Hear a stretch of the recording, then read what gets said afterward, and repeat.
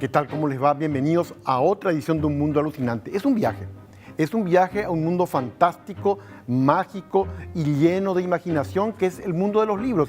Jorge Luis Borges decía que él prefería ser recordado en el futuro como un lector antes que incluso como un escritor, porque la lectura es la que nos abre puertas increíbles. Y hablando de lectura, como cada edición, comenzamos con lo que ustedes vieron recién. Es la librería Literato.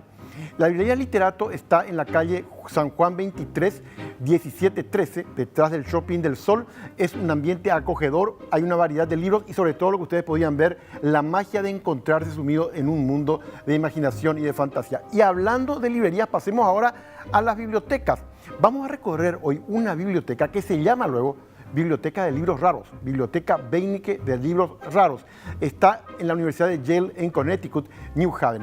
Esta biblioteca, por cierto, que ustedes están viendo a continuación, tiene una característica espectacular. En esa biblioteca que están viendo se encuentra una de las 21 copias de la Biblia de Johannes Gutenberg. ¿Qué significa eso? Gutenberg inventó la imprenta en el mundo occidental a mediados del siglo XV. Se editaron 21 Biblias. Una de esas 21 Biblias del siglo XV, la primera Biblia, por lo tanto, resultado de la imprenta, está allí en esta biblioteca que les estamos mostrando. También hay escritos budistas de los siglos de mediados del 8 y finales del 8. Está el primer libro impreso en Inglaterra y hay más libros atribuidos a Gutenberg. Les insisto, con Gutenberg hay una revolución. Se deja ya de escribir libros a mano y se pasa a la reproducción vía imprenta. Este edificio que ustedes están viendo, que alberga a la biblioteca, fue construido entre 1960 y 1963. Tiene granito y paneles de mármol, ideal para perderse en sus paredes, en sus anaqueles y sentir la magia de la lectura. Y como siempre, ¿qué pasa con los libros que fueron adaptados a la pantalla? Hoy un clásico de los clásicos, El Padrino. Resulta ser que la corría el año 1969 y un escritor hasta ese entonces desconocido, Mario Puzo, escribe una novela llamada El Padrino. Se publica. ¿Qué es lo que pasa? 2 años después, comenzaba la década del 70, los productores que iba a ser El Padrino dicen, hagamos una película sobre la mafia.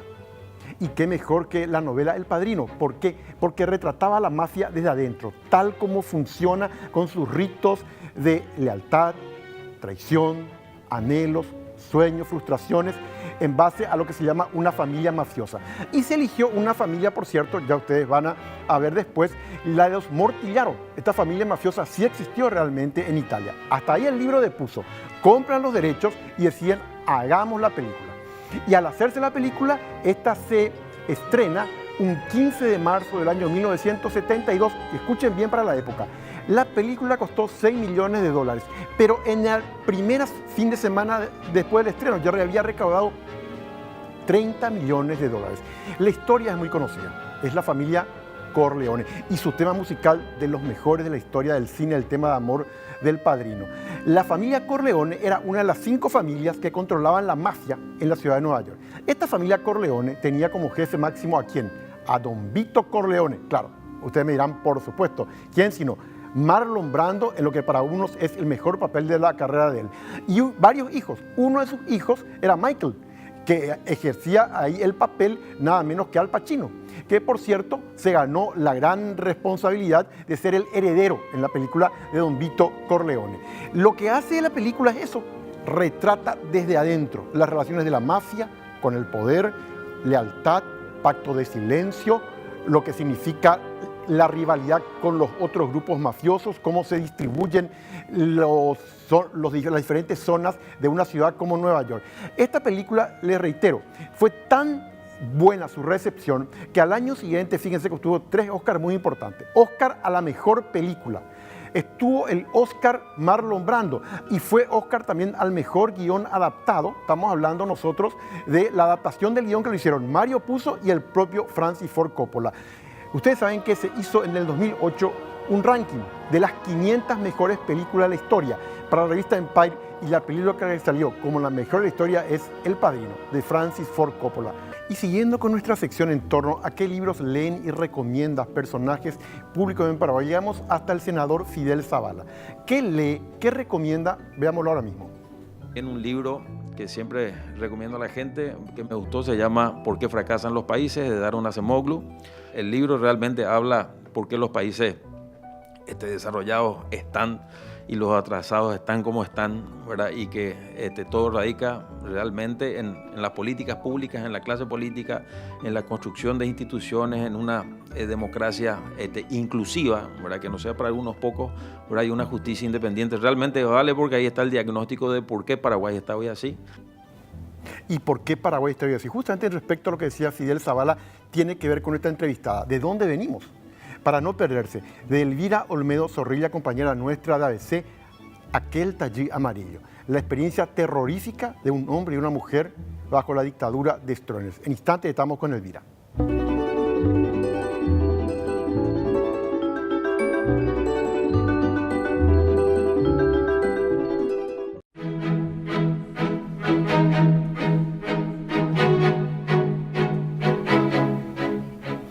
Siguiendo con nuestro programa Mundo Alucinante de hoy, ustedes se acuerdan que reciencito Fidel Zavala hablaba de un libro en torno a cómo hacer que las democracias persistan en el tiempo y la gente apoye una democracia. ¿Y nosotros de dónde venimos? De una larga dictadura y estamos por cumplir 30 años de democratización. Este libro que ustedes van a verlo hoy con la autora, Aquel Tallí Amarillo, trata justamente de esas huellas terribles que deja una dictadura. Estamos con nuestra compañera Elvira Olmedo. ¿Cómo te va, Zorrilla? ¿Qué tal, Elvira? Encantadísima, Carlos, de estar en tu programa, y es realmente un orgullo para mí que tengas en cuenta, y principalmente la novela que estoy presentando y que ya en una segunda edición se está preparando en menos de un mes. Excelente. Aquel Tallí Amarillo, háblame de lo que me hablabas vos de Pedro y de Virginia. Sí, Pedro y Virginia puede ser toda una población, todo un país, Paraguay, Latinoamérica, toda,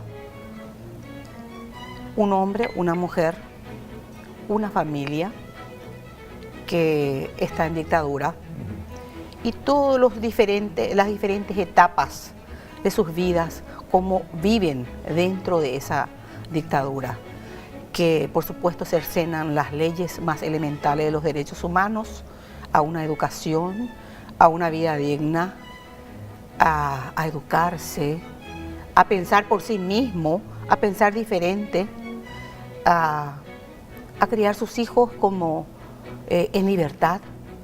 Todos esos aspectos, por ejemplo, se van entretejiendo entre Virginia y Pedro, que es una pareja joven que se conocen justamente acá, se sitúa acá en Paraguay, en Asunción. ¿Cómo se conocen Pedro y Virginia?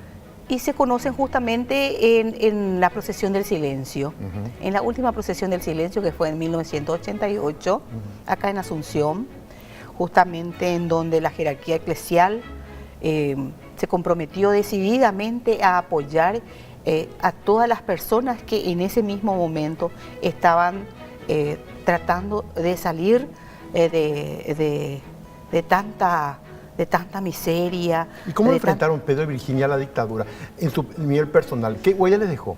Bueno, Virginia, por supuesto, tenía familiares en el exterior, en el interior del país, y vino a estudiar a Asunción, como mucha gente paraguaya que vienen, por ejemplo, del interior del país a estudiar acá en Asunción. Y Pedro también era oriundo de Misiones, en donde su padre, que justamente formaba parte de las ligas agrarias cristianas, desapareció, y fueron ellos también a la cárcel varios meses, y al salir ya no tenían casa, ya no tenían absolutamente nada, ni siquiera una identidad propia, por lo que ellos tuvieron que, su madre, porque son 3 hermanos, por ejemplo, Pedro, y su madre, Petrona, tuvo que decidir venir a Asunción de una forma clandestina y criar a sus hijos, porque ya no tenían casa, no tenían identidad, no tenían absolutamente nada. Entonces vienen a Asunción y por supuesto, como el padre estaba desaparecido, siempre la madre llevaba el timón, y los hijos, los 3 varones, siempre tuvieron esa dación, esa misión de llevar, de enarbolar, por ejemplo, los pensamientos del padre, de una dictadura que tenía que, por supuesto, en algún momento de sus vidas, ellos combatirlo constantemente como para que verdaderamente se pueda eso en el mañana. ¿Y qué rastro dejó esa dictadura en Pedro y Virginia? Rasgos muy fuertes. En el caso de Pedro, por ejemplo, esa dictadura hizo de que tenga constantemente pesadillas y que llegue un momento dado inclusive a internalizar tantas preocupaciones y tantas dificultades de su vida a tomar bebida alcohólica, por ejemplo. No es solamente la dictadura, porque hay que tener en cuenta que hay diversos aspectos en la vida y que hace que uno tome una decisión que no es la más adecuada. Y bueno, en este caso, por ejemplo... Pedro giró hacia el alcohol. Sí, porque tenía frecuentes pesadillas y no lograba, por ejemplo, resolver las situaciones. Y cuando se enteró de que su amada, cuando ya estaba casado con Virginia, entonces él le descubrieron un cáncer. ¿A quién? A Virginia, su esposa. ¿Sí? Y él, como ya los hijos crecieron y abandonaron el hogar, vivían solos ya. Entonces, él vivía una vida muy solitaria porque Virginia, por supuesto, estaba constantemente también acostada, estaba deprimida y porque bueno, desde que se enteró de que tenía un cáncer terminal. Y bueno, fue pasando los años y demás y por supuesto buscó ayuda. Buscó ayuda el Pedro y ayuda profesional con un psicoanalista que justamente era justamente también una víctima de dictadura. No quiero contar el final porque realmente es impresionante, dado que hay un giro allí, porque la que se enfermaba de cáncer era Virginia, Pedro no, pero hay algo en el final que altera todo esto. ¿Cómo te planteaste el final sin contar el final, Elvira? La vida nos depara muchas dificultades que verdaderamente hay que ir sorteándolas. Y hay un factor fundamental de Pedro y Virginia. Nunca abandonó la parte espiritual. Ellos dos. Y toda su familia. Y toda su familia. Toda su familia. Somos cuerpo, mente, espíritu. Esa parte espiritual es un factor fundamental porque tenemos 3 dimensiones y hay que alimentarlas. Bueno, ellos lograron hacer ese aspecto espiritual que puede tener diferentes tipos de religiones, de nombres. En el caso de ellos, por ejemplo, la Iglesia Católica. Inclusive, agregué algo fundamental, el proceso tan necesario de cohesión, de amor, de espiritualidad de un pueblo, en el caso nuestro de Paraguay, el tema Chiquitunga. Excelente. Quiero mostrarles, este es el libro. Me decía Elvira lo siguiente, miren que en Paraguay es muy difícil todavía la venta de libros. Ya se han vendido los 500 ejemplares de la primera edición y vos me decías que ya se viene la segunda edición con Servilibro. Así mismo, Carlos. Y es una sorpresa muy agradable para mí, porque no por la compra precisamente, porque pienso que uno no compra para ir a guardarlo. Compra para interesado y que va a leerlo. Y ese es un factor fundamental. Y eso hizo de que inclusive pudiese agregar esos 2 capítulos más para que en esa segunda edición haya un poco más de material como para poder leerlo. Entonces, la primera edición lleva justamente una dedicatoria muy especial a todos los luchadores por los derechos humanos. Y en la segunda versión, además de agregarle, por ejemplo, 2 capítulos más, un testimonio muy especial a Nelson Mandela y a nuestro escritor, laureado escritor, Augusto Roabasto. Y queda una reflexión final, Elvira, después de esta travesía, este viaje, como siempre decimos, que es tomar las páginas de un libro, ir tras página tras página. ¿Qué te dejó a vos como autora aquel Taller Amarillo? Que verdaderamente hay muchas vivencias que uno puede transmitir. y llegar de una forma simple, sencilla como estoy conversando y hablando contigo. Y el libro no muerde. El libro es un amigo hermoso que, si bien tiene muchos giros literarios, algunos tan encumbrados, siempre hay un libro para cada persona. Porque la cuestión es visitar las librerías y relacionarse, hojear un poco el prólogo, la contratapa y ver qué es lo que está acorde a nuestra personalidad, a nuestro gusto, a nuestra afición. Porque hasta un niño, hay libros para todos los gustos. Me quedo con esa expresión, hay un libro para cada persona. Elvira, muchísimas gracias. Bueno, muchísimas gracias, Carlos. Con Elvira Olmedo Zorrilla, para no perderse aquel taller amarillo, volvemos enseguida.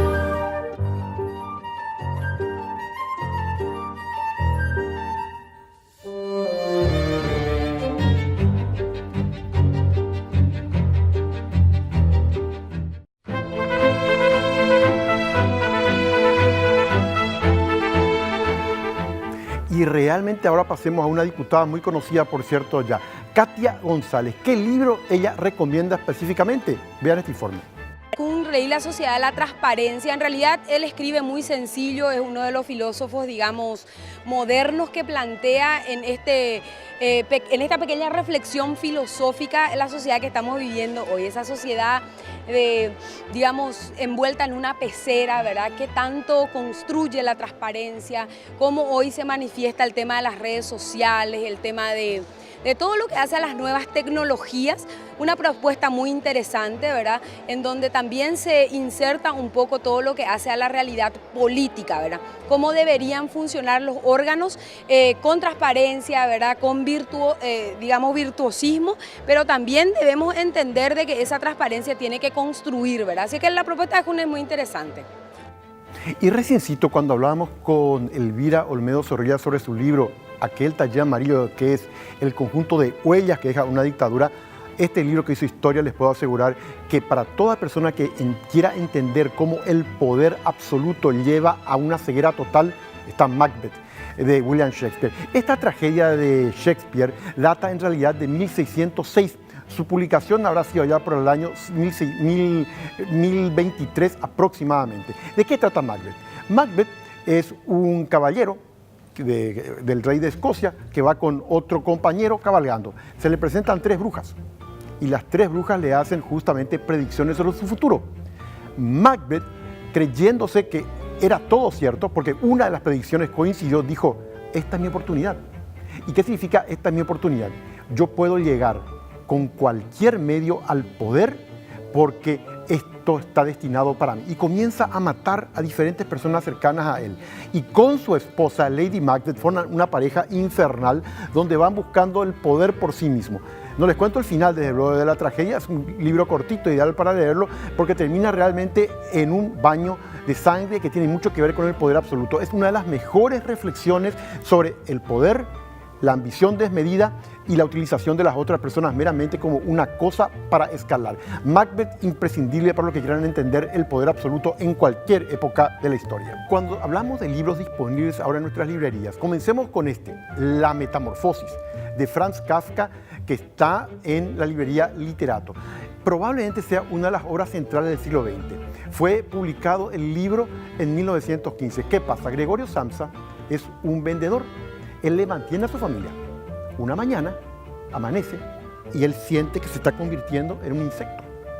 Y su familia, que depende de él, mira horrorizado cómo este hombre se iba a convertir en un insecto. No les cuento el final, porque es de lo más impresionante en la historia de la literatura. Trata sobre qué pasa cuando alguien es diferente, cómo lo tratamos, el esquema autoritario, aquí ejemplificado por la familia, el simplemente considerarlo a Gregorio Samsa alguien que le proveía dinero porque era el que proveía a la familia de los recursos.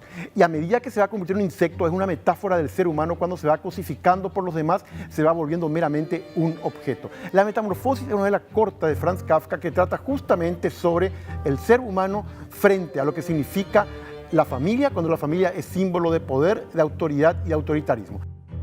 Y este otro libro que les vamos a presentar lo encuentran en El Lector, Sobre Grace, de Anthony Doerr. David tiene a veces la posibilidad de ver cosas que ocurren luego.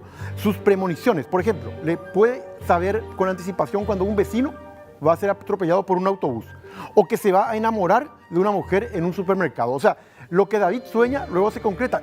O peligro. ¿Y qué sueña un día David? Un día David sueña que su hija se va a ahogar en una inundación sin que él pueda evitarlo. La pregunta es, ¿qué hace entonces aunque sea para evitarlo, dado que lo que él sueña se cumple? ¿Qué hace David?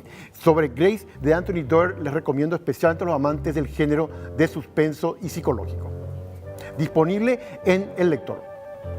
Y esta novela, que está disponible en Servilibro, está considerada la primera novela de la historia del Paraguay, publicada en 1877. Acabábamos de terminar la guerra contra la Triple Alianza, Viaje nocturno de Gualberto, de Juan Crisóstomo Centurión.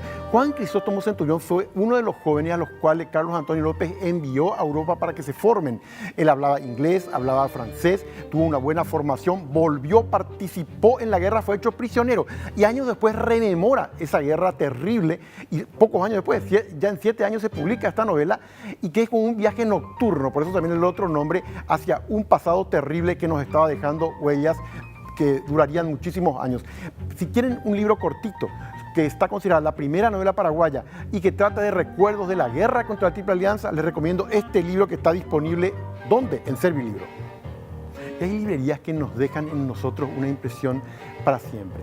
La librería Balzac, si yo le hago librería Balzac, muchos de ustedes ya estarán pensando, por supuesto, esta librería en el centro de Asunción que lleva 40 años. Tiene libros nuevos y libros de segunda mano, de una riqueza impresionante en cuanto a variedad. Vamos a Balzac. Allí, el Palacio del Deseo, esta es una novela. Este por ejemplo, es ¿Por qué somos como somos? En la librería Balzac, Juan Carlos Sanabria ofrece al público una gran cantidad de libros a partir de 5.000 guaraníes. Libro antiguo, libro usado, que por lo general una persona junta en su casa todos los libros. Cuando tiene cierta edad ya se desprende de esos libros de una sola vez. Y traen acá o llevan a otra parte. Tenemos uno de los antecedentes de la guerra del Chaco, las causas y todas esas cosas que habla sobre eso. Y después hay muchos libros antiguos sobre la historia de la guerra del Chaco, el comienzo, varios autores, así como la guerra del 70 y toda la historia del Paraguay. Frente al local realizan una feria permanente de libros a muy bajo costo, que llama la atención de personas de todas las edades. Y todo el que pasa, porque el secreto de los libros yo digo que está en poner un precio justo. Cuando uno pone de más ese libro, va a permanecer por años en una librería. Pero cuando se pone un precio al alcance de los clientes, se lleva enseguida. De Caguazú, de Central, de Pedro Juan Caballero, de todas partes viene. Muchísimo. Lo primero, pareciera que alguien le dice, váyase a la librería, vienen todos acá. Según Juan Carlos, pese a que vivimos en la era tecnológica, el amor por los libros y el hábito de la lectura siguen vigentes. Yo digo que los libros tienen una majestad que nunca se va a acabar. Está sobre la tecnología, claro que se complementan tecnología y libros, pero los libros nunca van a pasar de moda. Y la lectura va a ser siempre importante, nunca va a ser igual a la tecnología, los celulares, las redes sociales, la computadora, nunca, porque el libro tiene su momento en que la gente quiere tocar, quiere hojear, quiere leer. Juan Carlos se dedica a esta profesión hace 40 años y no se imagina una vida lejos del mundo de los libros. Para mí es un trabajo insustituible. Yo no puedo trabajar en otra cosa, solamente en librería, porque busco los libros luego ya para restaurar, para analizar, para ver, inclusive llevo en casa para leer algunos. Para mí los libros no tienen un sustituto. La librería Balzac está ubicada sobre la calle Oliva Casi Chile y está abierta al público a partir de las 8:30 horas.